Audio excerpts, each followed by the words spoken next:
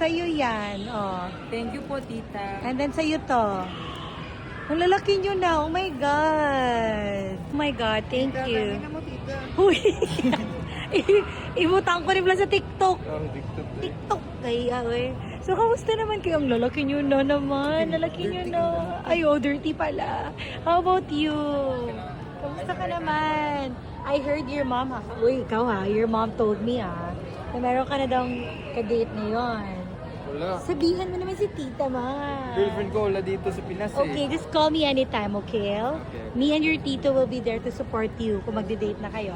Make sure ha, yung ano nyo ha, yung heart. Kung ayaw nyo ano kayo sa yung mga mami, You want, ano pa, like drinks or more food? We invite you yung mga ka-date ni dito. Can I get some cocktails? Cocktails? Yeah. Yeah, you can get, pero may drink ka naman eh. After this. After that, sige. How about you, Tommy? Where's your mom? Where are we? What? Where's your mom, Tommy? Nandun sa isla eh. Nasa isla naman siya. Alam mo, Islander. you know what guys? Ang lalaki na ng mga babies ko. These are my nephew. Say hi. Say hi to my vlog. Kasi nagpa-vlog na yung tita niya ngayon. Uy, give naman kayo ng stars ng sa reels ko. Years ago.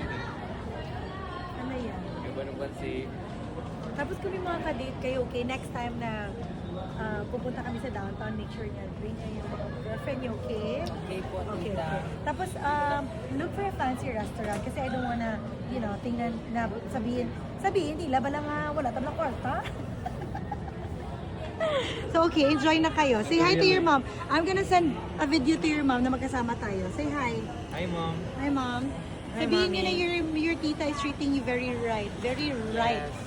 My Tita Kim is treating me very right. Yes. Alright? How about you? Yeah. I'm gonna send this to your mom and dad. Ano ba ito yung mga anak niyo? Very mahihain naman.